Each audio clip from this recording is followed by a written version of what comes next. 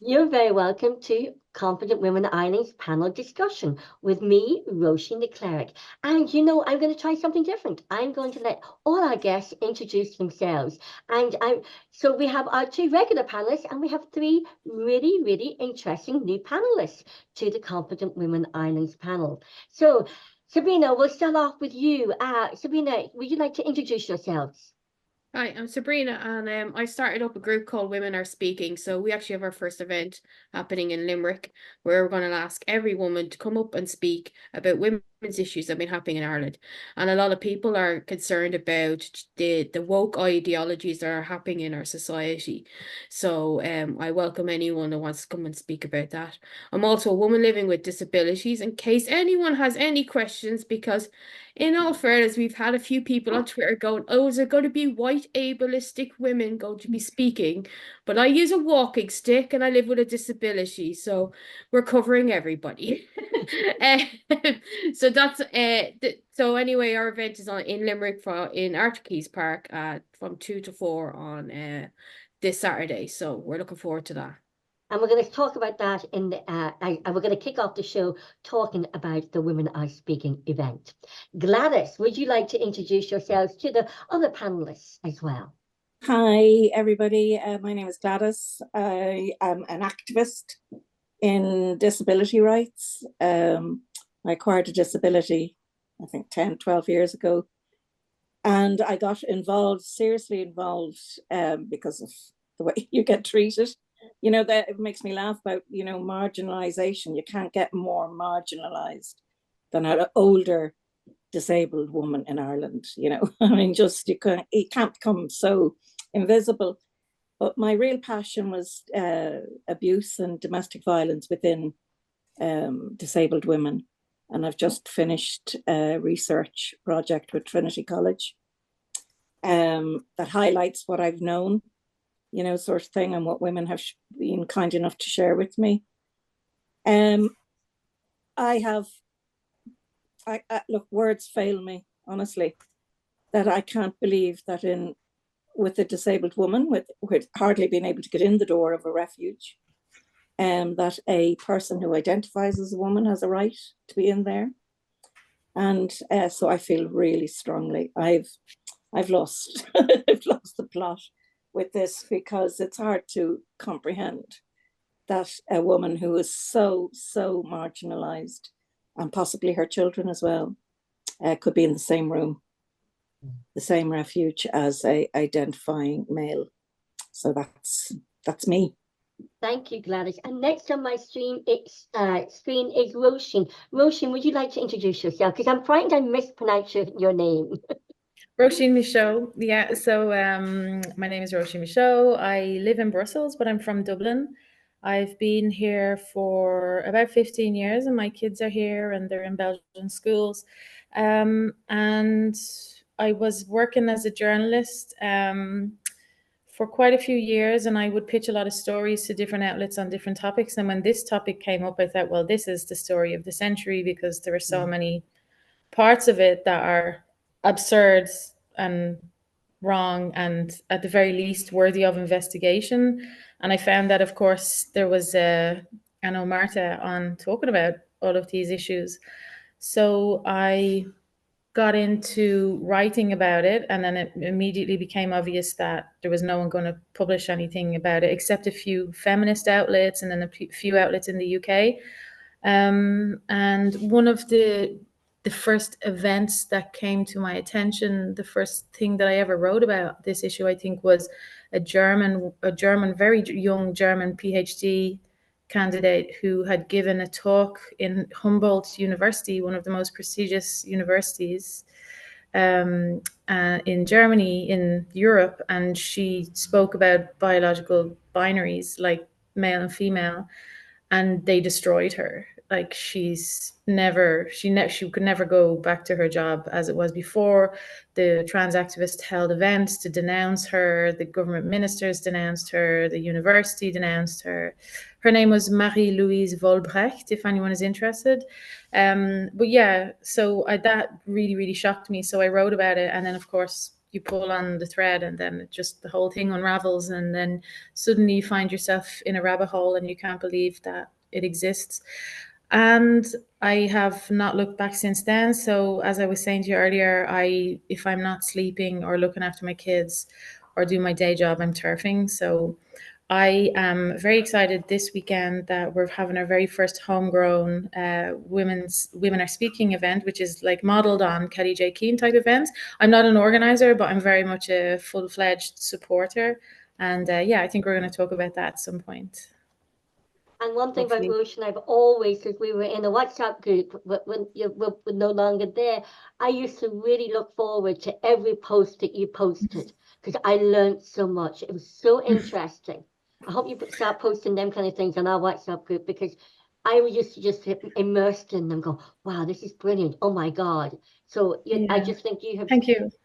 They were just, I was just immersed in them, and oh my God, I've learned so much because we don't know what we don't know until we start reading about things that are happening, and we think everything's Maybe in our maybe mind. that's something we can discuss. Yeah, I think that one of the things about me having sort of this global reach, because I'm Irish, but I live in Brussels and my boyfriend's family are French, Oh, and everyone who lives around here is kind of expats. And there's a lot of focus in Brussels on EU policy and policy in different countries. So I see more of a zoomed out view. So I notice that a lot of TERFs are very focused, TERFs, women are very focused and activists are very focused on what's going on in their backyard, which is normal. And it's easier for me to say, well, that's happening here, but it's also happening there, and it's at different stages.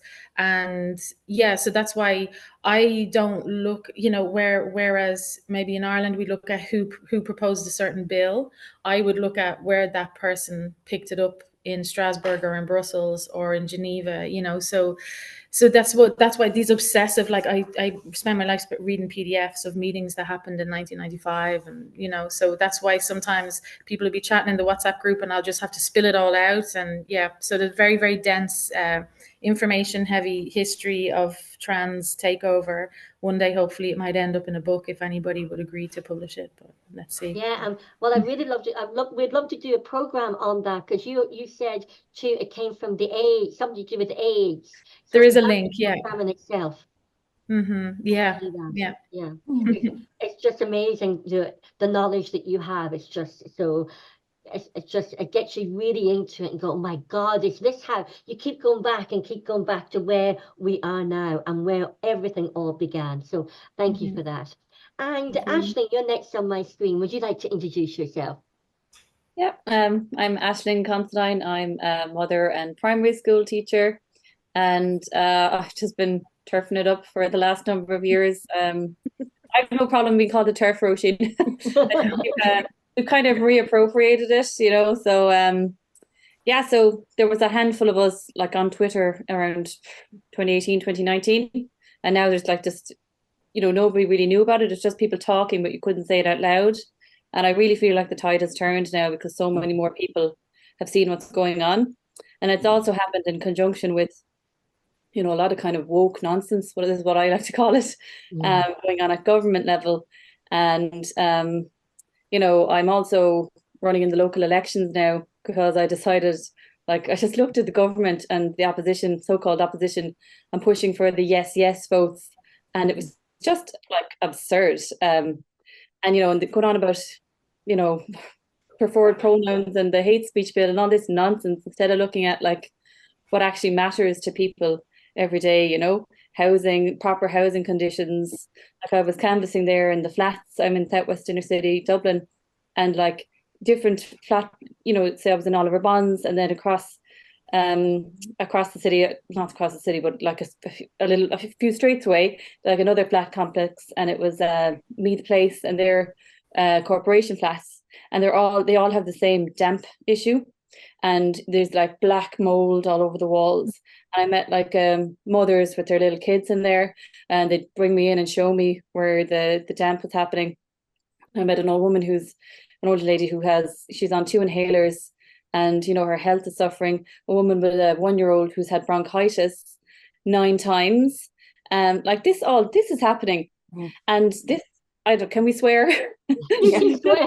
Bloody government, this thundering disgrace of a government, and the so-called opposition, they're just so busy, with their, oh, you can't misgender me, or like whatever. It's like nonsense. And so I just said, oh my God, where are the adults in the room? And like I said, I'm a mother, I have a little girl myself. And I looked at politics, and there's a few independents, and Paddy Tobin standing for the Aintu party. They were the only ones kind of talking any sense. So I looked at Aintu, and I really liked what I saw, and I broadly agreed with their policies. And I really believe in Paddy Tobin, like in campaigning from day one for a no vote, and being very articulate and very, very concise and analytical about it, and just bringing common sense, and putting the everyday person first, putting people like you women and me, like putting us first. And so then I decided I would contact them. I joined Aintu, and as it turned out, they needed someone to run for the local elections in my area. So I said, "Look, put me up a poll. I'll do it." And no, but well, seriously, actually, I didn't particularly want to lose my anonymity and have my face and everyone know what I look like or whatever. But I just thought this is too important. And this is before the referendums. I feel since the referendums, there's been a shift, because the media are in lockstep with the government, taking the orders from who knows where. Like 70% of our laws come from outside Ireland. That's a different issue. But anyway, the media are in lockstep, and they had us all thinking that it was a yes vote. And so we all didn't know that actually there's so much more support out there than we realize. I'm not crazy, and when we saw 70%, actually, we're all sick of it. We all know. And so yeah, it feels great now to know that. And so that's me. I'm running in the southwestern city in Dublin, and I'm here tonight, Roisin, because I went to the Primary School Teachers Trade Union, which is the Irish National Teachers Organisation, the INTO, recently, and I stood up after Caroline and basically said that we should disaffiliate from the National Women's Council of Ireland because they don't represent women, and we gave different reasons why they don't represent women. So that's me. That's what I'm up to at the moment. And that was actually held in my hometown, Derry. Yes, it was in lovely Derry. Yeah, I got a picture with the mural of the Derry girls. Oh yeah. I didn't get to explore much of Derry, but that was like very close to it. Was on the Millenium Centre Forum, so it was very close to that. Yeah, Roisin, before we go to Caroline, you want to come in there? Yeah, I just had a question. Sorry to interrupt. I know we're still on introductions, but I was interested by this.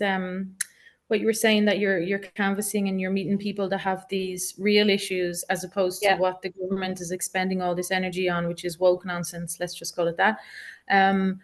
Paradoxically, when we talk about these things, we're accused of not focusing on the real things. So if we say get gender identity out of schools, you'll hear the people on the side of the government saying, would you ever cop on and talk about the things that actually matter? So you sort of feel like you're going crazy.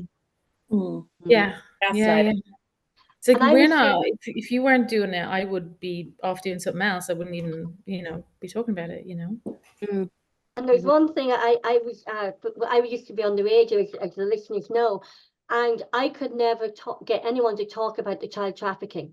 And Ireland was on tier 2 of the child trafficking watch list. And one thing, I couldn't get anyone to come on the radio. So then when I went on, I have another channel, the sister channel, the Irish Political Roundup. So I got Paul. I said, Paul, come on, we have to do this.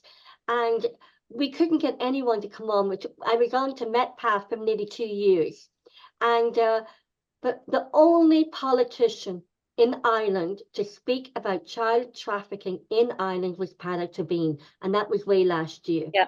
And that shocked me. And we were on tier 2 until lockdown, in the COVID lockdowns. And then the government took us off tier 2 because we were all in lockdown. But what wasn't mentioned was we were on lockdown, but anybody coming into the country or leaving could actually have free travel. So the child trafficking and human trafficking was still going on within Ireland. So fair kudos to Paddo to being there, and then what amazing he was, Yeah. a lone Yeah. warrior in the dog, talking about the no and child trafficking. It's really because of him. I really believe in him, and a lot of people in Aintu were like that. I'm so proud to. I know I was very glib about it there, going, "Oh, I'll stand," but like, we went through a process, obviously, and there was interview and there was referees and everything. And I'm so proud, that he's chosen me to stand in my local electoral area, and I'm really proud to align myself now with Aintu, with Padder at the helm, and just I've met so many wonderful people in there. It's like being welcomed into a family. It's just normal, decent human beings who approach things with common sense. They're not career politicians. We all take our lead from Padder, and I'm just really happy to be chosen. And I think what the all the new membership, nearly 500 members, have joined Aintu since the referendum, and it's bringing women from all social, political, economic, and educational backgrounds, and even women who would have been very pro-choice are saying, okay, Aintu has a reputation of being anti-abortion. Yes, they were against it, but then if you look up their mandate, they have, they're not saying that they want to remove the abortion, but they want to have clear conditions set aside for abortion. It's very pro-woman, their abortion policy. Yeah, well, more women are joining Aintu than anything else, and more women are running for Aintu. So fair kudos to Paddo to being there. He's definitely being talked about. Yeah. Watching he also introduced it. Sorry now, ladies. Just one last thing. He was the one. The Countess developed the amendment to the Gender Recognition Act that was passed sneakily with marriage equality, and he was the one who introduced it then into the Dáil. We worked with the Countess and introduced the. God, I sounded so posh when I said Dáil there. He was the one, and that was when he first came on my radar. That was a few years ago now. I was like, oh, finally a politician is standing up, so I'll just mention that as well. He's there for the gender critical, or whatever you want to call it, believers in biology, I think is a bit better. Sex-based rights. Yeah.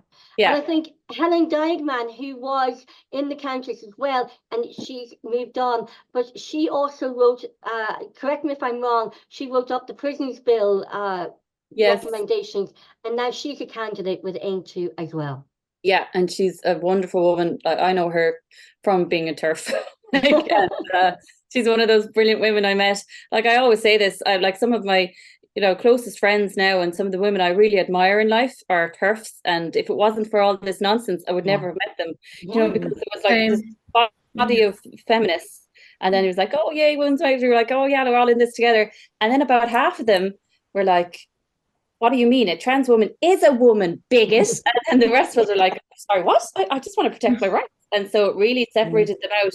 And now I can really see the women who are critical thinkers, who are intelligent, just decent human beings. And not that the others aren't, but I've met some wonderful women thanks to this nonsense of gender identity. We're all here because we all met. Exhibit A. Yeah. Sorry, I'll shut up now. No. In this here, this is what this is. We don't want anyone to shut up. We want everybody to talk. This is how we get to know one another. And Caroline Moore, you are a proud Monaghan woman. I am indeed. I was delighted to be in Ulster for the first time ever at a Congress. For me, I mean, we have had other Congresses in Belfast more in recent years, but I wasn't at that one. So it was a delight to be in Derry again, in your home territory. And to only be going 2 hours up the road instead of the usual trek down to Killarney or somewhere equally far afield. So that was a pleasure in itself. And I'll maybe come back to it later, very significant, I think, with what's going on in the country. But I suppose my background really is I'm a primary school teacher. That has been what I've wanted to be from I was of no age. From I started school, I wanted to be a primary school teacher. And I work in Cavan. I live in Cavan, and I've defected, but it's another part of Ulster still.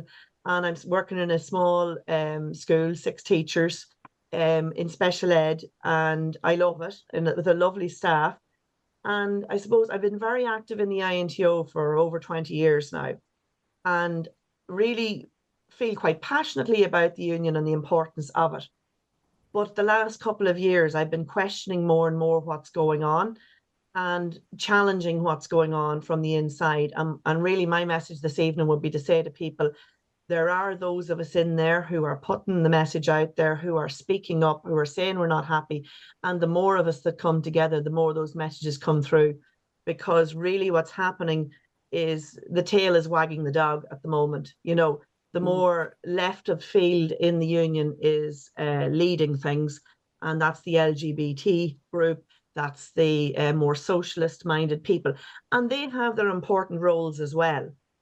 But I think this sort of idea of the hate speech bill, of it's bringing in self-censorship, and primary teachers are already fairly the majority of them are fairly middle of the road people. You know, they're not too extreme in any point of view, so they're just kind of keep the head down, get on with your job. You know, they're there to teach. They're not there to be grappling with big ideas about how the world works, you know. But at the moment, really, I would say we as teachers, we need to wake up, because we have a draft curriculum coming in, you know, and there are a lot of consequences going to come in as a result of it. And it is laced with these ideologies that are coming from external forces, gender ideology all through it, and other things, you know, social justice, activism, environmental activism. So I suppose just even as a it's the politicization of children generally. Yes. I just don't like it. Yes. I don't. It doesn't Not age feel good. appropriate. I'm very concerned about what is essentially going to could become indoctrination of children. And our new curriculum all the way through it is laced with it. It's fundamental to it. And because we have this culture now of, you know, oh, the far right, the terrible far right. And let me get this straight, I never, ever agree with violence. You know, I do not agree with anybody attacking someone else, you know, but to speak the truth and speak it respectfully and respect the other person's point of view. Because, and this is where I'll come back to I suppose, the importance of us being in Derry this year. When you go back to the Troubles and having lived on the border, you know, just south of it as someone raised Presbyterian in a majority Catholic county, you know, you keep your head down and you watch what you're saying and what you're doing.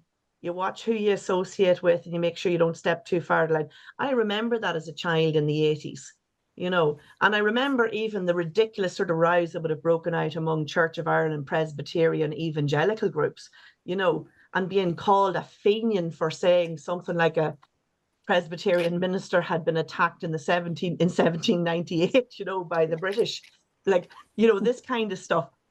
In second class, you know, so I'm used to that kind of mentality. But we were in Derry this year, like the home of John Hume, and to be thinking that, you know, the work of John Hume and David Trimble in bringing together the Anglo-Irish Agreement, and then it was so important to get those two groups in the room, the SDLP and the UUP.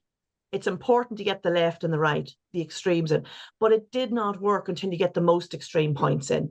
And until you had Gerry Adams and Sinn Féin and you had the DUP and Ian Paisley in a room arguing it out, you cannot get a common agreement on things. And so we're looking at the North now, they're still using excuses to let peace break down, you know. And I think it's really important that we stop this demonization of groups within society, and that we as teachers need to be watchful of that, because that is about respect, that is about inclusion, that is about diversity and equality. But what we're getting in our new curriculum is an inversion of that kind of respect. It is talking about valuing certain groups over others, and literally you could take the words of Animal Farm and apply it throughout what we have at the moment in society. And We're all equal, but some of us are more equal than others. And that's what I'm seeing happening, where certain groups have more equality than others, and the rest of us must bow down to them. And we're not allowed to question it. And to question it is to be homophobic, transphobic, racist. No, I'm sorry. If we're a democratic country, we have to be able to speak out, and we have to be able to question, and we have to be able to discuss openly. Otherwise, you get the kind of extreme reactions that we're seeing with people protesting angrily because they're not being listened to. Can I ask Caroline? I'm just curious about how it works. So INTO is the teachers' union. It's the biggest one, or it's the only one? It is the biggest and it is the only primary school one. So there are Okay. 3 teachers unions. There's 2 at secondary and 1 at primary, and we have 52,000 members in the INTO. And your interaction on a day-to-day basis, sorry for taking over here, Roisin, but I just would Go like to ahead. understand the context. Mm. On a day-to-day basis, you're going to have your SPHE or PSHE or sex ed, basically comprehensive sexuality education. That curriculum is coming down the pipe. Or it's already in place or whatever. Is that like what other sort of direction do you get from INTO, or what do they, that wasn't imposed by them, that was Department of Education, No. but does it INTO endorses it, pushes it, has training for it? Like what in your day-to-day life do you have, kind of interaction do you have as a primary teacher with them? So this is my concern at the moment, is we are just after having Congress, which is the biggest meeting of the year. It's a 3-day debate of what is the policy of the union going forward for the next year. Even though I had put forward a motion actually about discussing the SPHE curriculum and what was happening in it, particularly based on what happened last year, and it not being properly debated, and also the fact that we signed up to a pay deal this year in early March, based on us adopting the new draft curriculum and the Kinaltis program. The Kinaltis, which means kindness, is an anti-bullying policy. And that's the one. Okay. Yeah.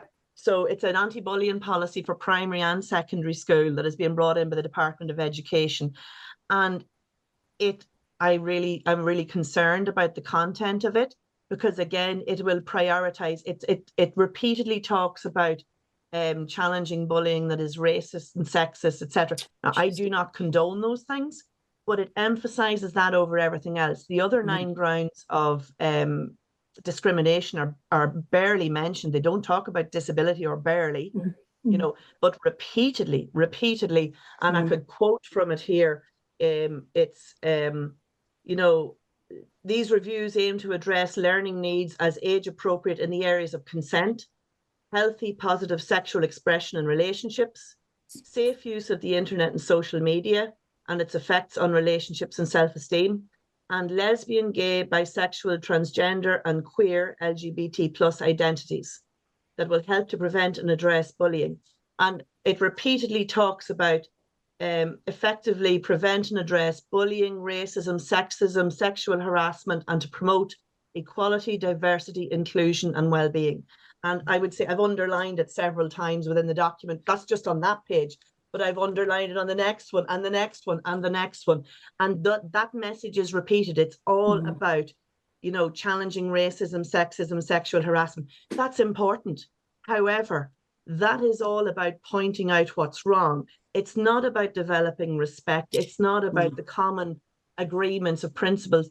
And it is prioritizing some things over other. And it is again coming back to Animal Farm of we're all equal, but some of us are more equal than others. And so how, they wouldn't, they didn't debate that last year, you think, as they should have? It was the debate last year was really, this is what woke me up to the trans situation. So we had a debate last year brought by the LGBT group in the union, objecting to a letter that the CPSMA, the Catholic Primary School Management Association, wrote. And I thought it was actually quite a well-considered letter. It was pretty middle of the road and respectful. It talked about how there's a lot of stuff coming down the road about gender identities and social transitioning of children. And it basically said, there's not enough evidence yet to say that this is the right thing to do. And until we have more evidence, scientific, medical, biological evidence on this, our opinion at the moment is let's be respectful of everybody, okay? But transitioning of children, not a good idea. I'm paraphrasing here. And also they were concerned about the idea of social contagion. The LGBT group took extreme offence to social contagion, and they brought an emergency motion to Congress last year. And when I saw that motion, I couldn't sleep that night. I woke up at 3 o'clock in the morning, and it was also extremely hard to get the wording of the motion and to find the letter they were talking about. I had seen it before. I found it in some obscure American Catholic website eventually, and read through the letter and went, there's not really anything here I can object to. This is based on... It was what most people, teachers would think. it's just common sense. That letter was. I actually wrote to them and said because at the time there wasn't much about these issues being raised in the media or anything. So I actually wrote to them myself and said thank you so much. And I was so angry that the INTO decided they're representing all teachers, when actually most teachers are barely aware of what's going on. And had they read the letter, would have been like, oh yeah, that makes perfect sense. You know what I mean? The INTO. This was the difficulty. This was the difficulty. It was brought in an emergency motion. It was it came in at the very end of the day on the Tuesday, and we went away not having seen the motion, not having seen the letter. I hunted, found the letter, and got the wording of the motion. And I had a sleepless night, and I went on a deep dive into the basically this looking for the science, looking for the evidence behind it, and came across so many really interesting things, things like that. Was it affirmation generation, stuff from Stella O'Malley, the psychotherapist. There was a really interesting scientist, I can't remember his name, Michael something. He basically did a meta-analysis of all the studies across Europe.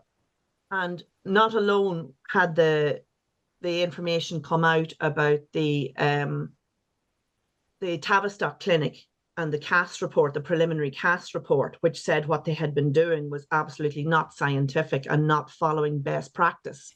The same had happened in the Netherlands. Sweden and Finland had also rejected transitioning of children or affirmation of them at that stage.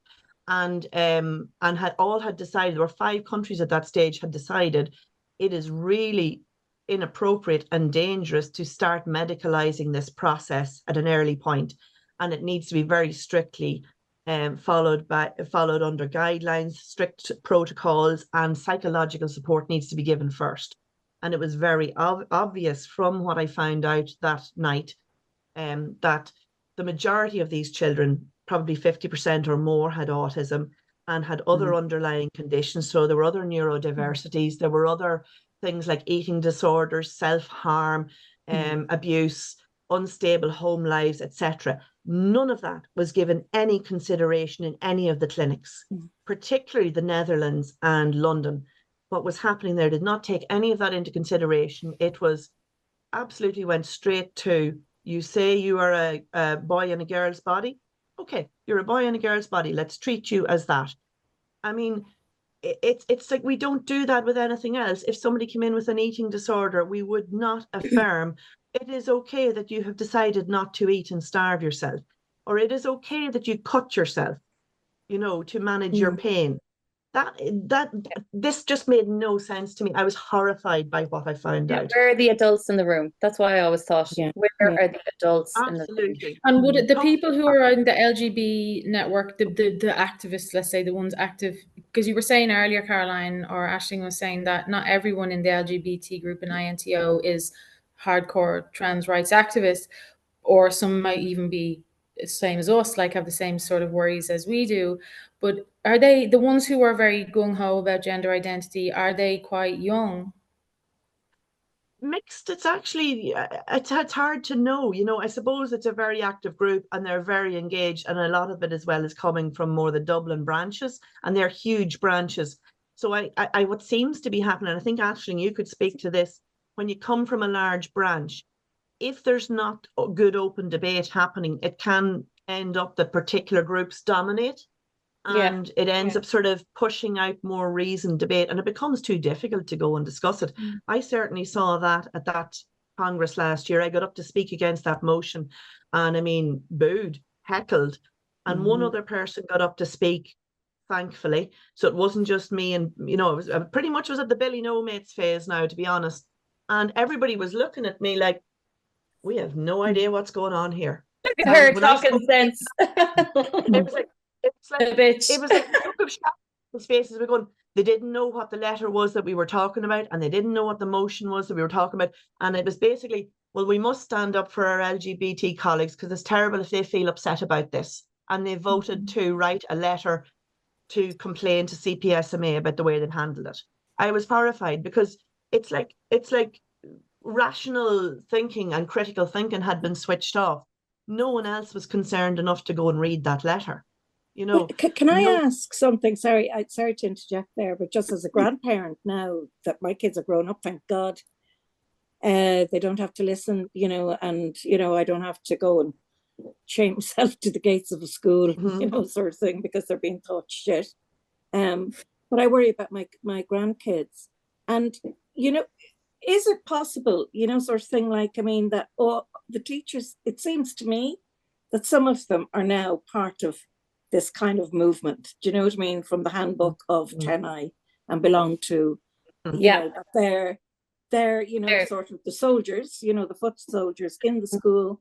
And where does the parent come into it? Where does the parent say, do you know something? My little fella's 4, right? So I'd like him to do his ABCs if you don't mind. And we'll work on his body bits, you know, when he's at home or she's at home. So where, you know, is there power for parents? I think there definitely is. I think most schools would run scared from having serious letter writing campaigns and complaints into schools, because no school wants to take that on. If you had a majority of your parents against this, that is a battle you do not want. As primary school teachers, it's really important for us to be working together with parents, and and it's in the cooperation with them. Yeah, respect. It's in the current curriculum that the parents are first and foremost the educators of their kids. Yeah. That's it. I was Even talking within to those documents. So it talks if a about parent parents. then came up, if I came up, you know, sort of thing, like, and said, listen, as a guardian, you know, I don't want any of this, you know, sort of thing. Thank you very much. You know, stick to the ABCs, please, and you know, whatever. And I will sort out the rest of it, you know, in my own time with my own child, knowing who they are. So the idea, you know, sort of thing. So would I be called a bigot? You know, that I'm not letting my child know all about, you know, the LGB, all that kind of, you know, can't even say it anymore. I've lost the ability to It was do the quite cold. spaghetti bit. Just say rainbow. I just say rainbow. Spaghetti. I don't think, Gladys, you'd be called a bigot. I think for some teachers they'd certainly be more wary. Like, we definitely avoid confrontation. We do not like it. And primary school teachers tend to be more conservative than secondary.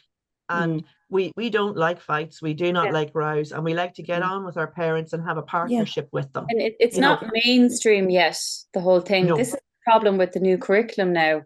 It's not mainstream yet. It's just been kind of a handful of teacher activists, and they're usually very vocal on Twitter and probably working in Educate Together, you know, like. Oh yes. It's But not so really, wasn't it all? mainstream yet. Was it not already? Did they not start teaching it already in September 2023? In junior cert. So junior cert, so which is your first, second, third years, the new junior cert this year, they went in under a new curriculum, and it definitely emphasizes gender ideology. And I mean, certainly I'm at the minute on a bit of a deep dive through our draft curriculum for primary school and for and the Canaltas plan. And, you know, basically a lot of it is very innocuous, high level kind of aspirational language, and it'd be very easy to miss what's going on in it. But when you look at it, essentially it is teaching very much, what's the word, you know, that idea of the oppressed and the oppressor, you know, and that we have the oppressed, and these people are oppressed, hence we will put them on a pedestal to protect them, and we must then all become allies to protect them. But basically the majority will be told that you're in the wrong, you're not allowed to think this way, and it is a path to indoctrination in the wrong hands. And I think what really could run with it. Absolutely. And I'm very concerned. Very clever. It's very clever. Very clever, because the subtlety of it, is shocking. And I'm going to, the deadline is the 7th of June to respond. Can I ask, because I've seen this happen now in a few countries, and it seems to take the same kind of format more or less, but from what you've seen, do you get the format of it? Is it that you're presented as a teacher with a bunch of subjects that must be broached with the students, and you have the material there if it comes up or if they ask? Is that how it's working out? Because that's how it's been done elsewhere. In the past, we had a more specific, our existing curriculum, the 1999 curriculum, was pretty well thought out, and it's very clear on what the content is. There's a bit too much content. So this new curriculum, one of the aims was to reduce how much volume of content there is. However, it's been made very vague. It's very high level aims without a lot of content. I spoke to somebody at Congress who had been on the education committee back in 2018, 2019. And he was saying at the time they were asking the National Council for Curriculum Assessment, the NCCA, they were asking them, but when's the content going to come? You know, oh, don't worry, we're just sorting this out first. It still hasn't come. And it's being left so open that basically you could choose any subject you want and teach it. So there's alarm bells going off for me. I saw some stuff online on Twitter that really made me concerned. And an LGBT teacher, I'm not going to mention his name because he's since deleted his account, I think because of the attacks he got as a result of what he had said. And I'm paraphrasing here, but basically he had a series of tweets. And this is the kind of thing that was coming, and it's coming from the LGBT group within the INTO. I attended their webinar as well, and this would be very in line with what they were saying. So this person had put up that he's a senior infant teacher, and he went into the 5th and 6th class to teach them RSE, Relationship and Sexuality and Education. And he talked about LGBT matters and what his experience of being gay. And he did 4 1.5-hour sessions with the children. Okay. Now, 4 1.5-hour sessions, that's 6 hours. The RSE curriculum is pretty much 6 hours a year. Okay. Out of the full, there's an hour a week allowed for SPHE, social personal health education. Of that, it's 6 to 8 hours that you spend on relationship, sexuality, and education. In 5th and 6th class, that very much covers the biological facts of the birds and the bees and what your body is like.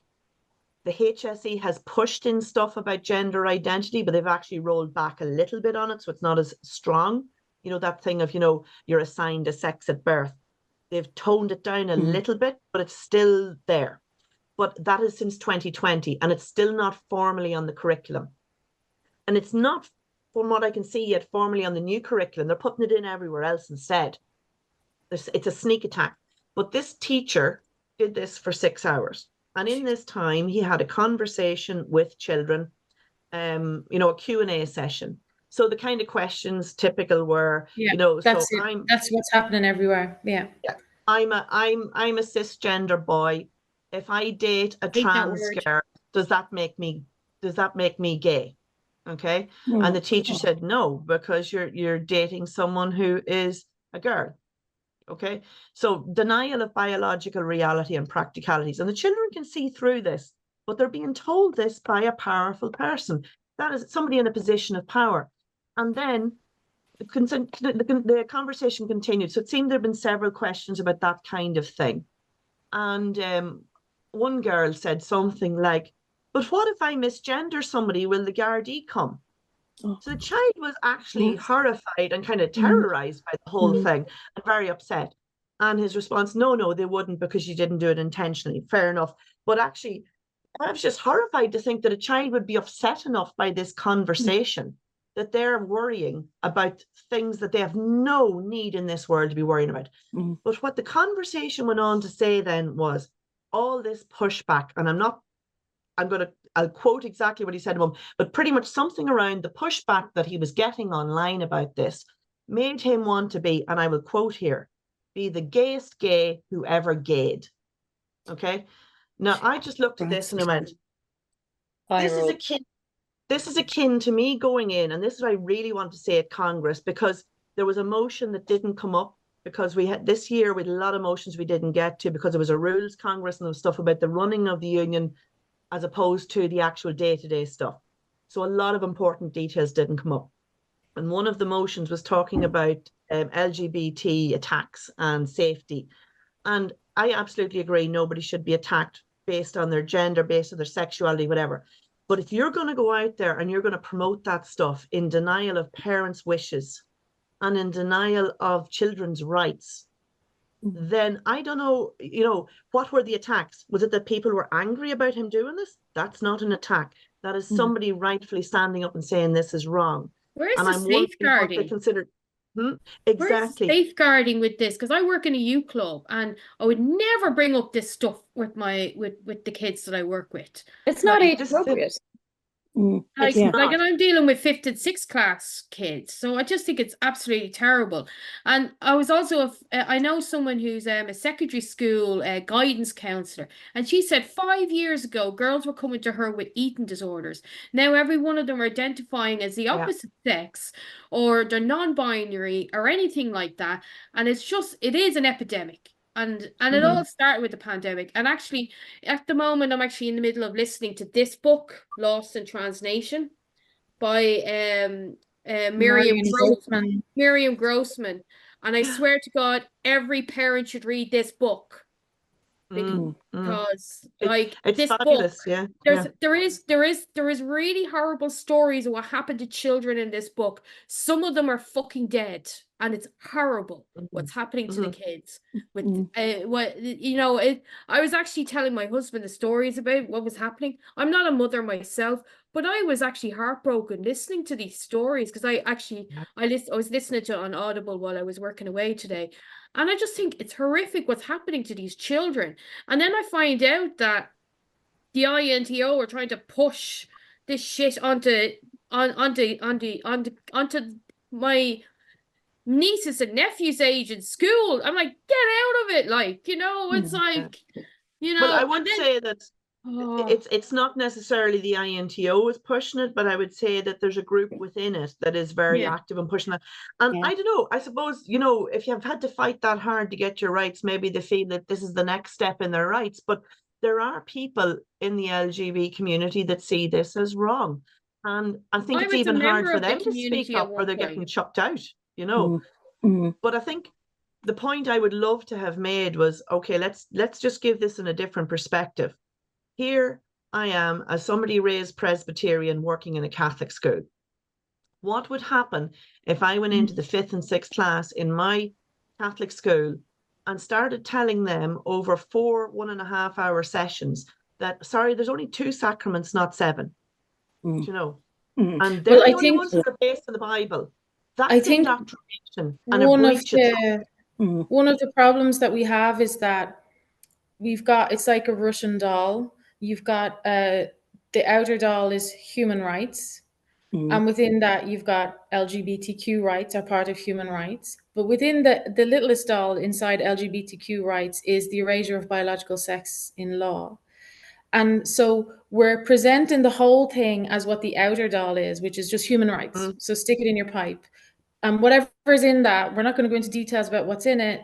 This is what it is. It's human rights. And it's a neutral thing, because human rights is a neutral thing. So it's being presented to us as the most neutral thing in the world. So and how could you possibly have any objections to it? And then even like if you unlayer it a bit and you say, well, this is LGBT rights. Well, LGBT rights are a neutral thing. So they're trying to hide a political thing inside a neutral thing. And the real political thing for me, because I've never seen any reason why, people being same-sex attracted and getting married or whatever has any, political salience really in my life, but erasing biological sex from law definitely does. So there's this hyper political thing hidden inside, deep inside this thing that sounds neutral. And so that's when you get like, oh, but why wouldn't you agree with this? You get all head up and you just go, well, because and it's like, well, it's because it's a non-neutral thing masquerading as a very, very neutral thing, like the wind or the air we breathe, like, and that it's invisible and it's all around us. Removing sex from law and indoctrinating kids to believe that there's no such thing as sex or it doesn't matter is the least neutral thing I can think of.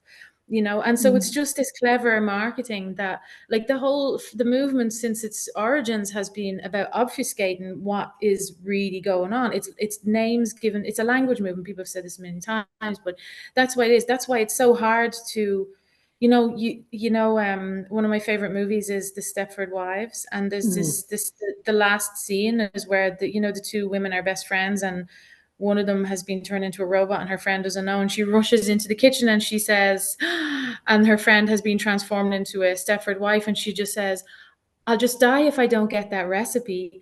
And it's like, sometimes you'll be talking to a friend and you'll be like, and they'll just like their face will just go blank, and they'll just be like, but it's human rights. I'll just die if Yeah. I don't get that recipe. And you're like, kind. wake up. Like, Yeah. it's Yes. not.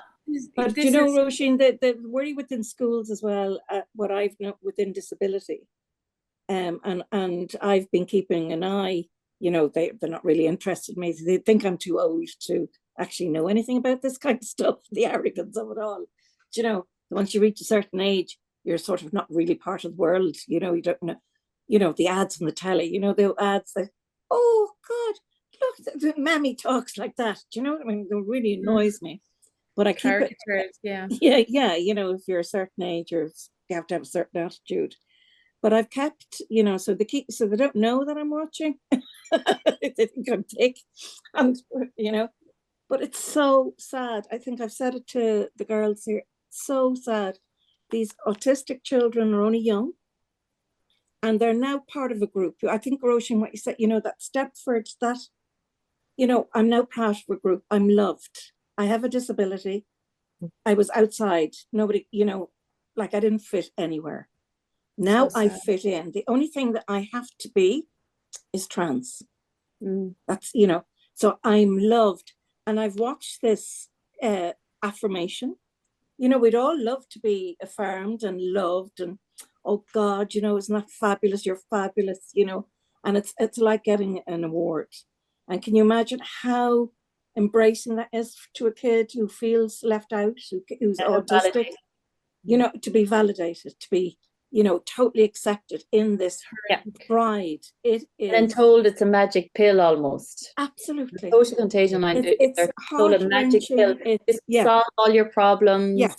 You know, and it's a lie, because you know, you have to go through the pain of life.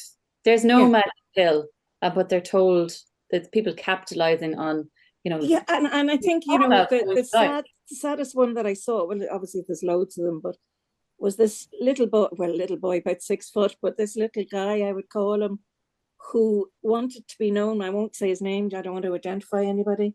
But on this WhatsApp, that this is his girl's name. But Mammy won't let me call myself that during the day. It broke my heart. I was crying reading it, because look at what it does to this, you know, to this boy who's accepting, you know, that he's now this girl, you know, on this WhatsApp group, and they're all telling him how much they love him or love her, what, you know, because that's what they're calling him. Oh, Jesus Christ, I'm getting confused myself. Love bombing. And you know, and this is how dangerous. So if you get vulnerable kids, you know, you've got to then, you know, I was saying to my daughters about their children, you've got to make your kids really robust, you know, and really say, do you know what? That's bullshit. But you know? also belong to are notorious. Oh my God, like Anik from Not All Gay. Her story is horrible. And then I was reading another story. Yeah, Sculla. 23. Yeah. It wasn't a Scully. I also mixing with 14-year-olds and buying them alcohol. Like, I work in a youth club. You do not mix the age groups for a particular reason, you know? And 23 and 14 is a huge age gap. Huge. Like, it may just seem small in years, but it's huge when it comes to the developmental stage of human brains. And children's brains are still development, and they're so easy to you know, manipulate and you know, do all of the horrible stuff. And also I'm annoyed that this whole movement has made me hate rainbows, because I have this awesome rainbow and unicorns, and I used to be, because like, I'm a bisexual woman, and I was very active in the Dublin Pride Parade until the year they feckin' all bullied me. Not the people I worked with, I have to say, but the other organisations, LGBT Noise, Belong To, Tenny, Marriage Equality.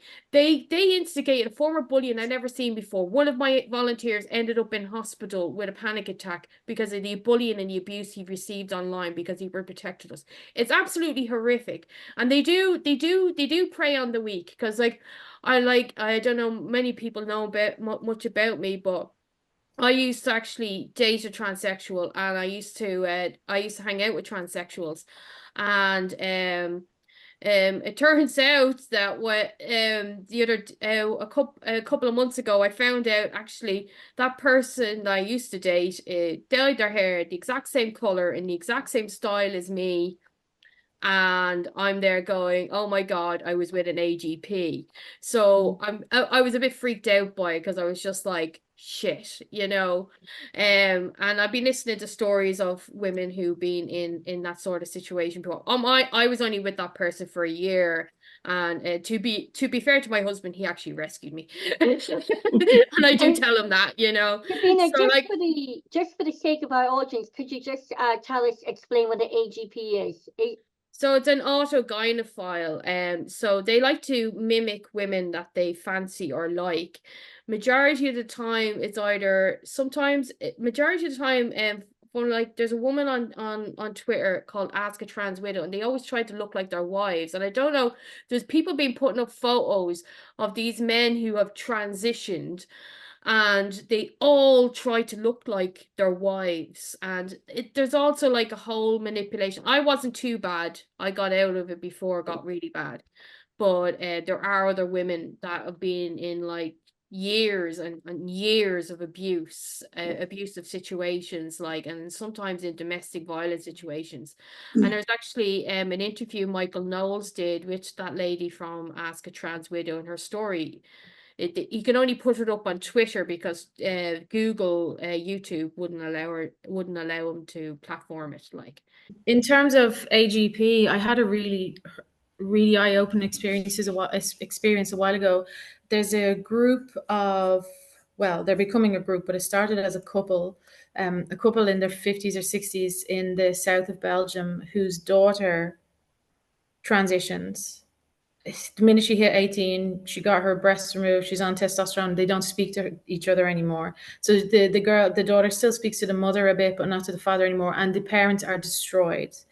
And actually, now that you mention it, I think she had a disability, and I can't remember if it was she was deaf or she had some issue, and she got put in touch with a help assistance service, and the assistance service was diversity inclusion mad, and she came out of it the other side trans instead of just a lesbian that she would have been otherwise. So anyway, these parents are devastated, and in Belgium they try to get other parents together, and they try to get experts together, and so they're starting to organize these little evenings where we'll all meet and somebody will talk. It's very informal. Horrific. Like the first time I went, everyone cried, you know. It was so hard. And I saw something really that changed my mind about, you know, the discussion about AGP, was that every time I went, it was mothers and fathers of ROGD girls.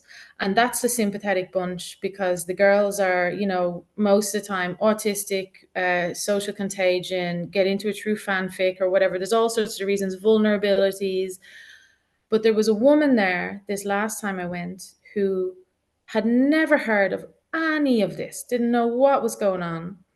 And it was her son who had gotten into it.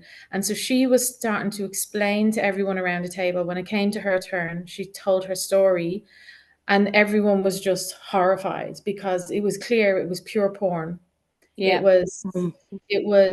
It was salacious, it was dirty. Everyone was like making this face and the poor woman, she had no idea. So she was like, yeah, so he's on his computer all day long, and he wears this and he wears that, and I find this in the clothes hamper and stuff.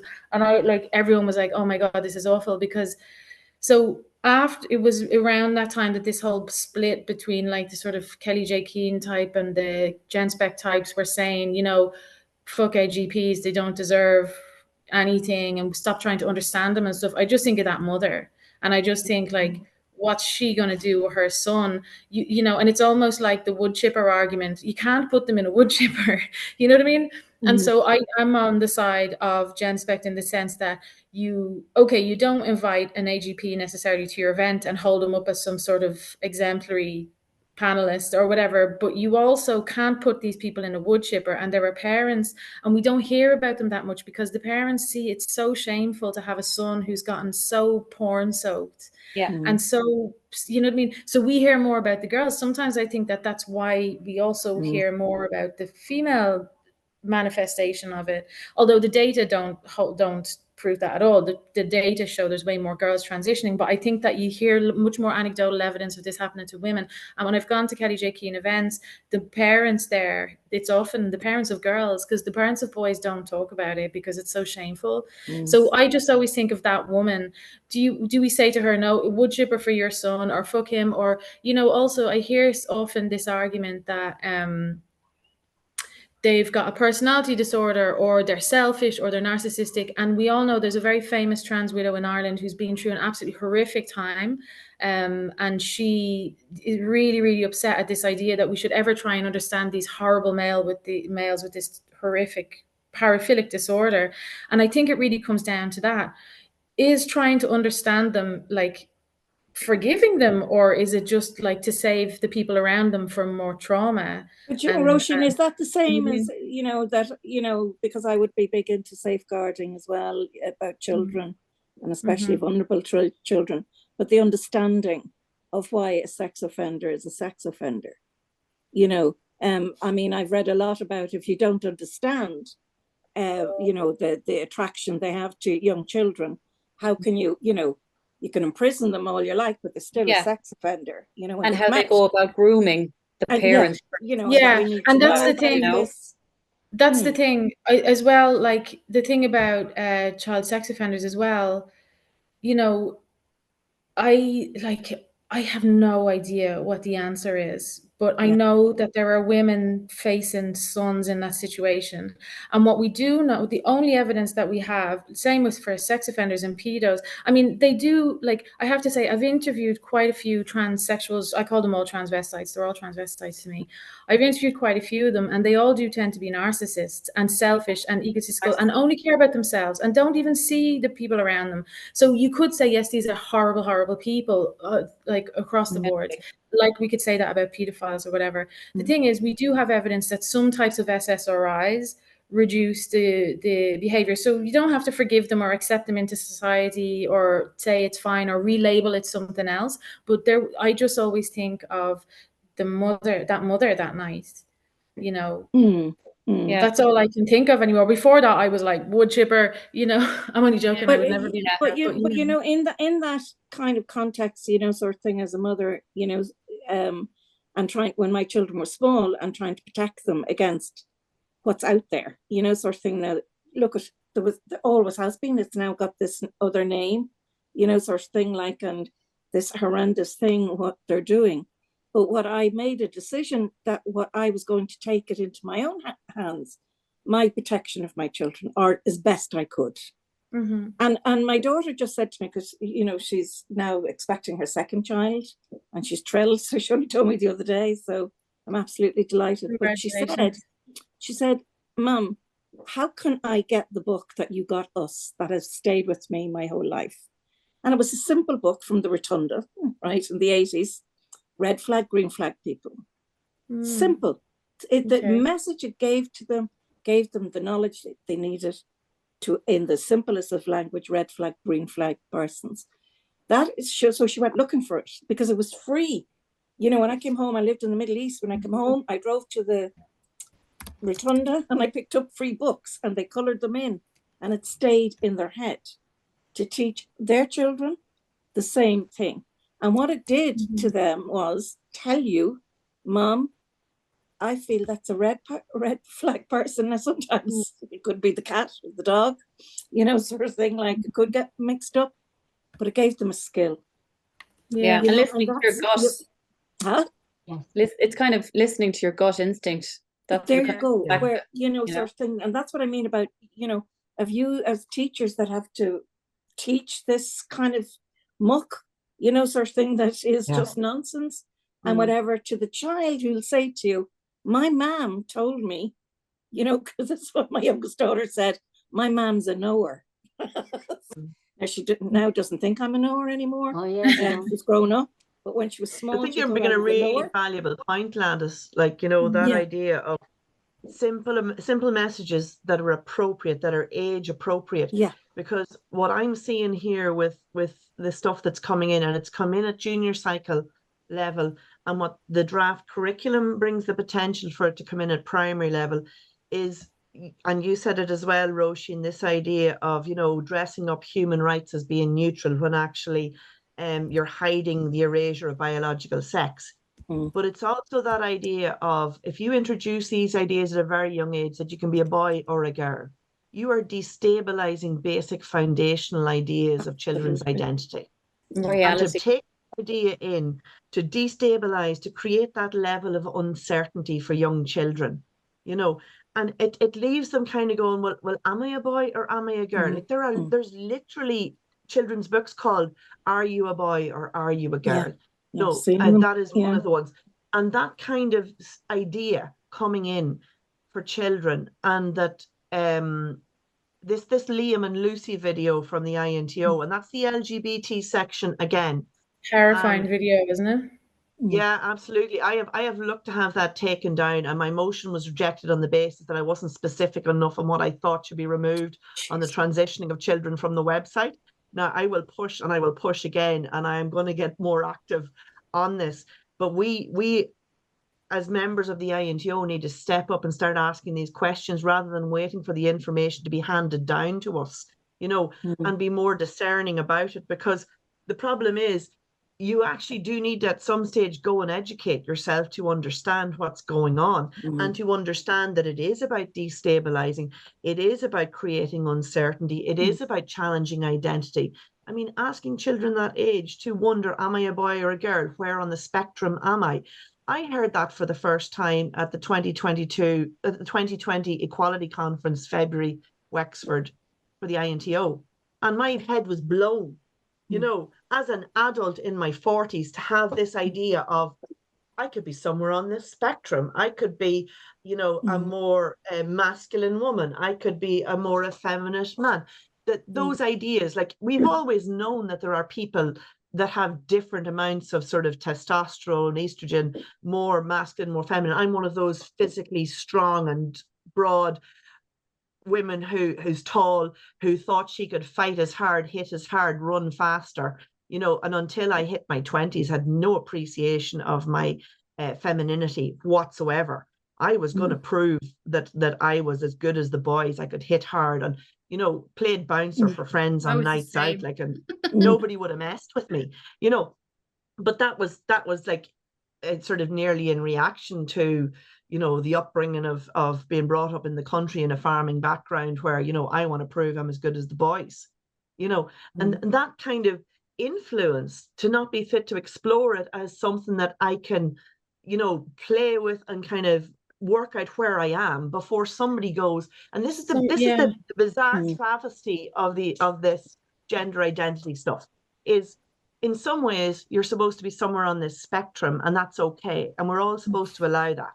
Yet when a child says, I'm born in the wrong body, suddenly they get pigeonholed, and it's fixed, and they're being asked to transition, and people are telling those parents to transition that child without allowing them to explore it, without allowing them to be a little boy who likes wearing dresses and dancing around and playing with girly toys.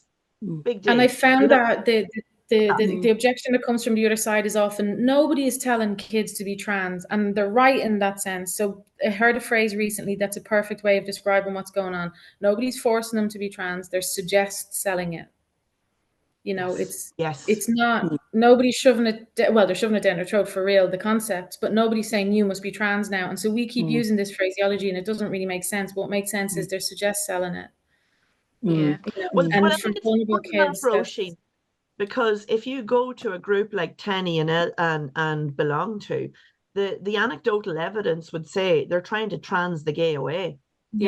That is the experience of the young people that go into it. The person you mentioned earlier, somebody posted her article there recently, like, she was saying, it seemed to be like you got more kudos and more of an applause if you came out as trans. And that was like, yeah, well done, you're trans, as opposed to, I'm gay, or I'm bisexual, or I'm a lesbian. That didn't get the same level of recognition and attention. And that is the situation, because that's what's trending on social media, and, the social contagion of that. I saw that. I have a friend with a secondary school teacher, 4 girls in her 6th year last year were all decided they were all trans. You know, now 3 of them were autistic. That Yeah. happened Like- in I know people living in the UK, and one of their daughters came home from school and she was saying that her and two other friends of hers are the only straight people in her class, as she calls it.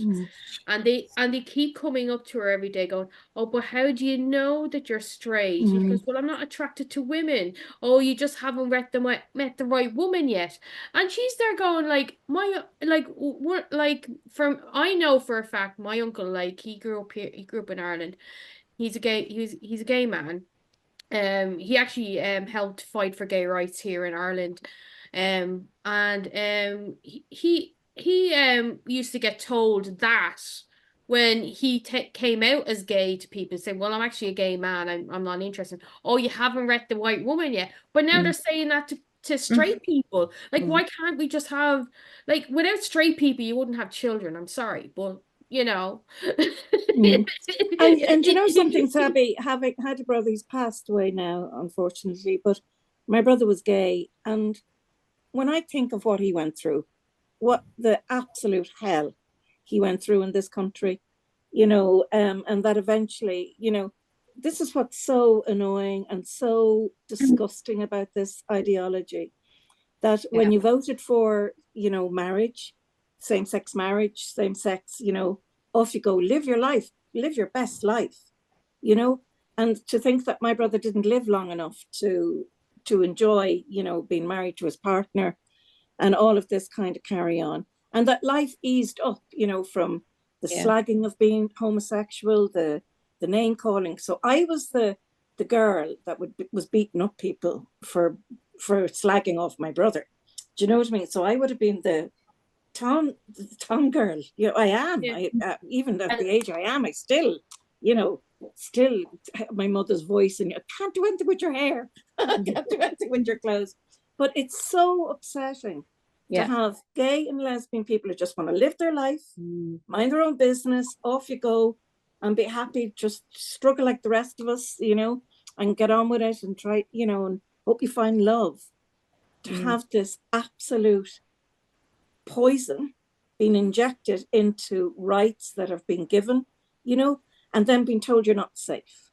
That we horrible people out here, you know, are out to get you, make you unsafe, you know, and if you don't do this transitioning, you'll die, you'll want to kill yourself, you know. This is, it's so horrible when you thought we'd come so far in this world that, you know, of acceptance, you know, and no, yeah, and I say this often and people kind of look at me, but your sexuality is the least interesting thing about a human being.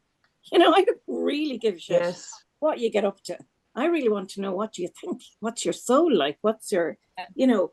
But so many gay and lesbian people are like distancing themselves against it and saying, not in my name, we're not a part of this, you know, alphabet. And also the thing I really don't like about it is that, like you said, it was the gay people who had to struggle, and there's still hate crimes being committed against them. The 2 men in Sligo were beheaded in recent years for being gay. Trans people aren't being beheaded for being trans.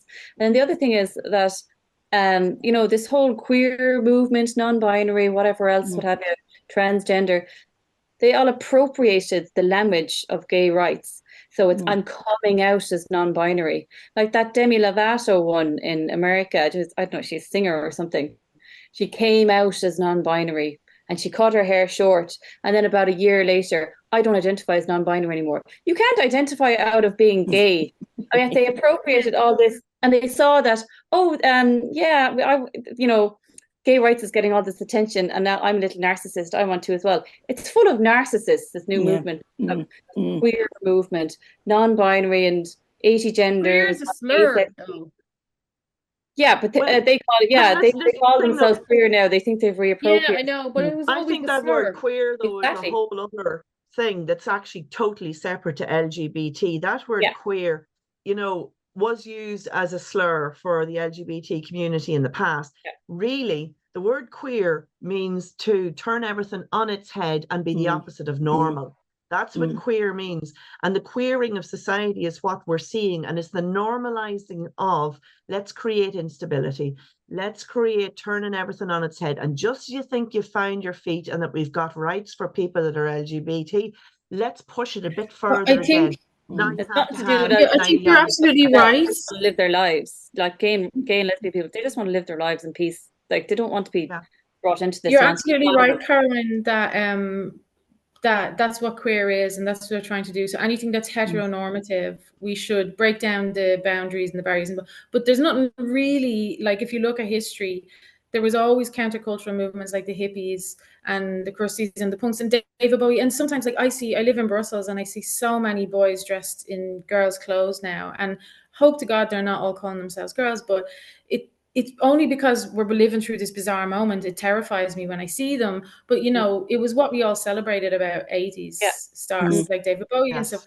And I just look at them and I just think every generation did it. They did something to say, you've got your old rules. I don't care about your rules. And now this generation is, I don't care about your natural hair colors and your unblemished, unpierced skin and your tattoo-less body and your heteronormative relationships. You know, I'm going to do things my own way. But what's different, I think, about this is it's actually supported by our institutions, which makes it like this fake rebellion. Like it's the rebellion that's 100% sanctioned by the government, by your universities, by the corporations, and it's just turbocharged because they've pumped loads of money into it, you know. And it's like this is not a countercultural thing. This is a cultural revolution in the same way that they did in China, where they said, right, let's, you know, the cultural revolution in China, Mao said we need to get rid of the four olds, old traditions, old habits, old things, and they went about destroying all the things that sort of made society, the traditions or whatever. Yeah, and they wanted to so that you would have complete fealty to the people in power. It wasn't, you know, because they didn't think families were a good thing or whatever, but they did that and they turned kids against their families. And I see more and more parallels with it. And the kids that they trained to be Mao's army were called the Red Guards. And I just think of all those young people now as the same sort of rainbow guards. They've been sent forth by the powers that be with huge budgets. You know, and sorry, just the last thing, I'm talking about too much here, but I wrote about it on Twitter today. I signed up to Belong To last year as a troubled teenager with gender issues. And I filled out a form saying I want help. I have never received anything from Belong To asking me about how are you or how's things going. It has always been help us push this message, help us lobby your school, get your local TD on board, spread this on social media, contribute to this consultation. They have never, ever, they're recruiting people. Like it's a recruiting ground. I never even got a message saying come to a meeting and we'll talk about issues together. No social stuff or whatever. It was all advocacy. Can I ask a very kind of, this is a very, I know I shouldn't be even saying this, an old woman question, you know, sort of I just, well, you know, because I'm technically, I will put my hand up, I'm technically challenged, you know, in the sense that I only just know how to answer my phone and maybe a few texts. But what came up on my phone today was trans, you know, came up on the first thing to look at. So I pressed that, you know, what's people saying about the trans on the news or on Twitter or on Twitter on my iPhone. Well, I don't. The first thing was, and I hit it right, and I'm reading, you know, sort of thing. Somebody said something about trans, and then there was a thing of a group of Mexican trans and this trans and whatever, and I hit the Mexican trans. So I'm thinking, I wonder what the Mexicans are doing. Oh, sweet Jesus. I feel sick. Sick. They all had breasts, some form of breasts with male appendages. But oh Jesus, here's a and they wear really inappropriate clothes, like a woman wearing my clothes God, they were actually feel sick even thinking when you about think it. about the clothes they do wear, that's what I laugh at. They'd no clothes on them, Roisin. Yeah, that's the clothes. problem. They'd no clothes. They, like women, even a woman cheaply, do not dress as But it was slutty boobs and penises, and I hit that, right? This device. I'm tuned into none of those bleeding sex things, right? And I hit trans Mexican, you know, and honest to Jesus, what I saw, you know, I just, I don't know how to explain that can be allowed, you know, that can be, that anybody can just hit a button, you know, trans Mexican trans, you know, I thought they were talking in Spanish about Jesus. But see, this is the thing, Gladys. Oh, Innocence is Christ. one of the greatest threats to all of this. Mm. And us protecting children's innocence is where it needs to be at, because that's Yeah. what they're after. You know, Yeah. if you destabilize children enough and you threaten their innocence and you basically plant these ideas. I mean, if you've seen the WHO standards for sexuality in education, that document there, I mean, it's crazy what's in that. That's basically looking to bring in, you know, masturbation as being taught as part of a curriculum. It's looking to bring in pleasurable sexual touches, you know, for young children in primary school If level. I can maybe That- not this evening, I don't know, Roisin, but I've done a lot of research into how that curriculum is now landing on desks in Ireland and how we got from the WHO, how we got from Whose UNESCO. agenda is it though?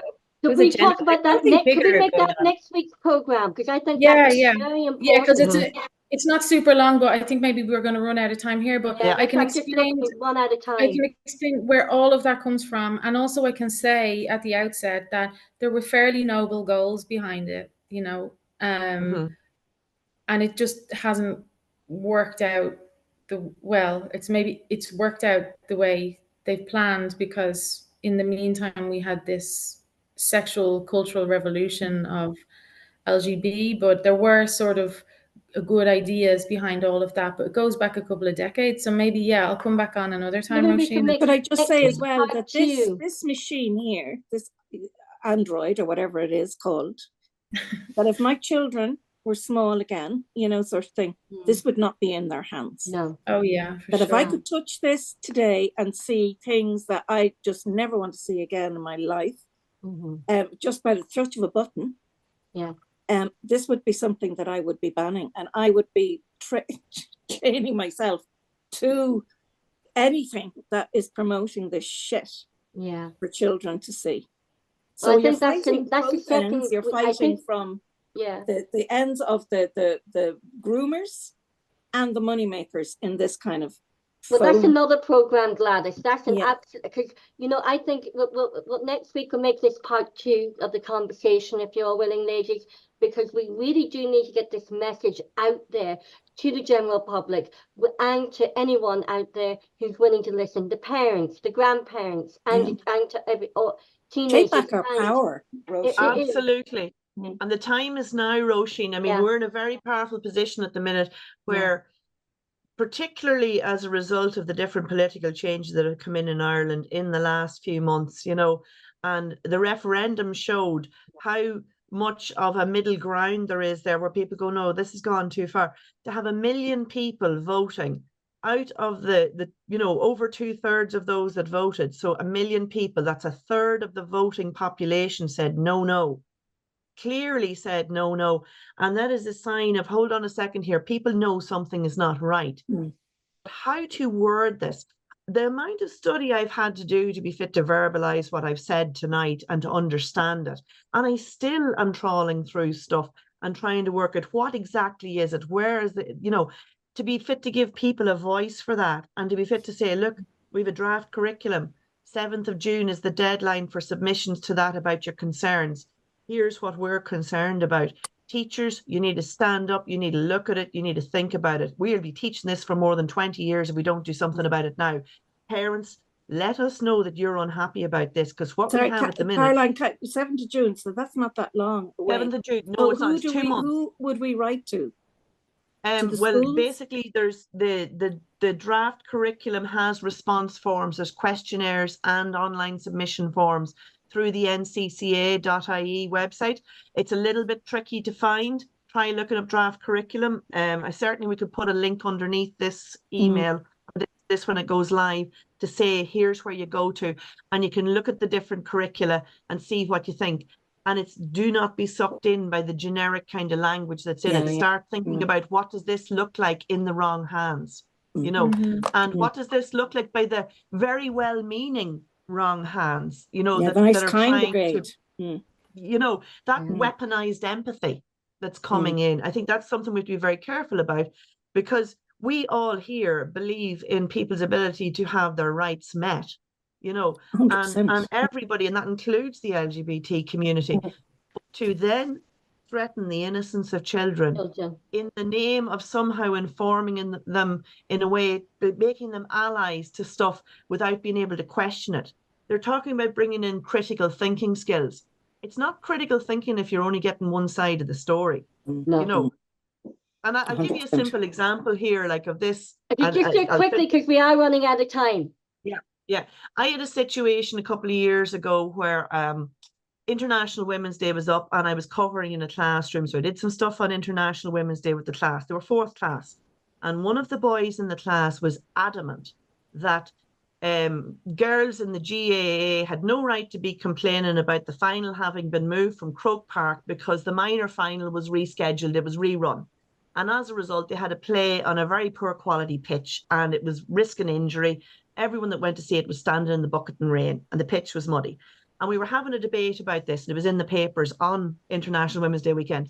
Now, I was there saying to him, but this isn't fair, you know. And the young boy, he persisted with, well, you know, you need to sometimes suck it up and get on with it. You know, that's just what happened. And I said, but how is it fair that the minor match took priority over the ladies' final? You know, anyway, the debate went on, and I was pushing my point with it. I'm realizing, hold on a second, this child has as much right to have his opinion as I have to have mine. We've argued the bit out, and at some stage I need to be the adult here and say, you know what, you have the right to think whatever you want about this. I don't agree with you, and we'll have to just respect each other's opinion on it. You know, and that's the thing. People are not back, you know, even myself, like I was getting quite, you know, passionate about it. We all need to be able to go, well, actually, this is my view, that's your view. And you have the right to have that. Also, in that the kids shouldn't be responsible for their own safeguarding, and kids are not responsible for making rules about what makes more sense. They just aren't. Sorry, I have two small kids myself. Like the idea that, you know, the rights of the child and more say over, it all sounds really good on paper, but ultimately, like, they're not mature enough to. And I would just say, as a parent and a grandparent, that parents honestly are going to have to stand up to. They're going to have to, you know, grab the bull by the horns and say, do you know something? The safeguarding of my child is paramount, absolutely paramount. And this is what I used to say when my kids were younger. I get a bit passionate now, because really, that the kids, I'm going to teach my kids. Well, ladies, I have to say this is absolutely the best program to date of the panel discussion. So thank you so much indeed. It has been just exactly what Confident Women says on the tin. It's not Confident Women Ireland. It's about confident women in Ireland and abroad as well. So thank you so much. It's just been exactly what the panel discussion, my aim for it to be. Not about me. It's about the women in Ireland and confident women Ireland and Irish women abroad and international women as women living in Ireland and abroad. So thank you so much. This has just been absolutely brilliant. But before we go, we have to talk about the up and coming event on Saturday, which, oh God, there's me thinking, there's my technical, how blind I am. My son says technology is wasted on me. So up and coming this weekend in Sabrina, do you want to give a shout out about your event of Women Are Speaking Ireland? Yeah, so basically we're going to meet in Arches Quay Park in Limerick City there, and we will have stewards, and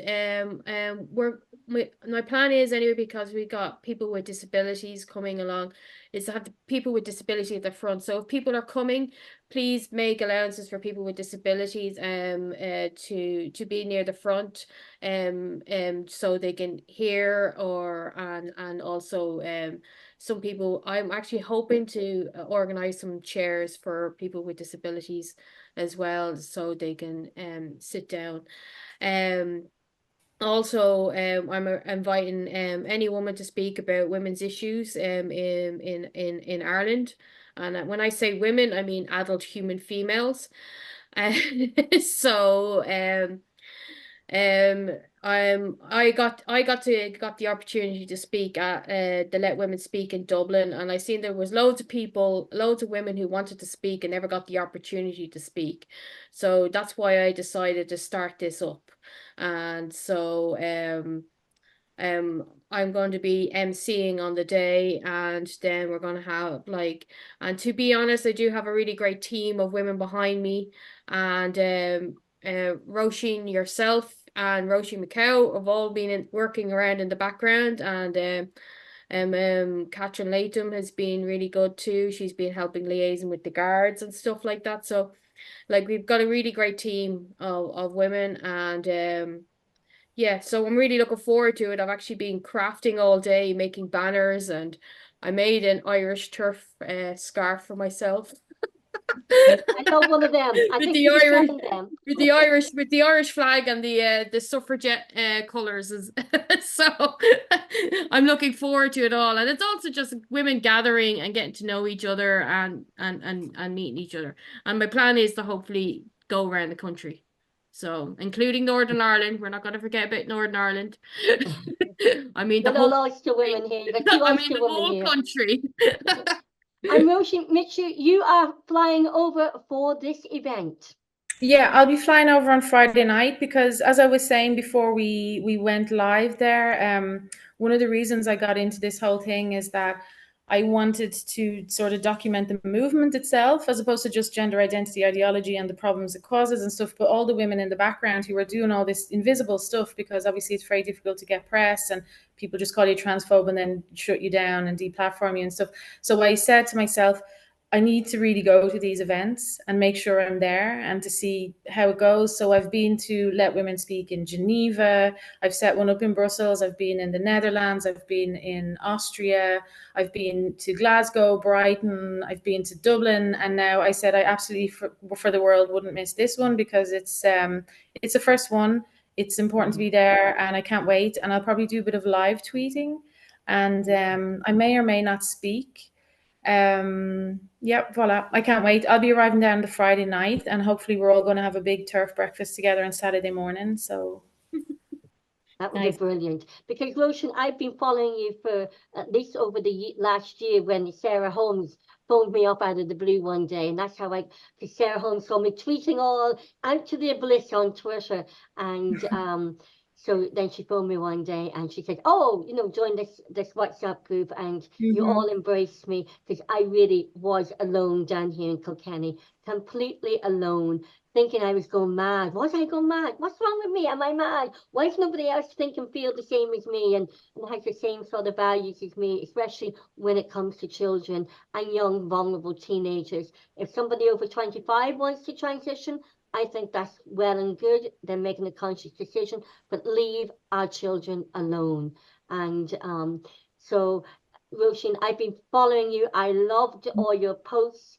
I loved all your messages and what you had to say. It has brought so much value to me and to other women who saw and read your posts because Thank you're you. not, that really.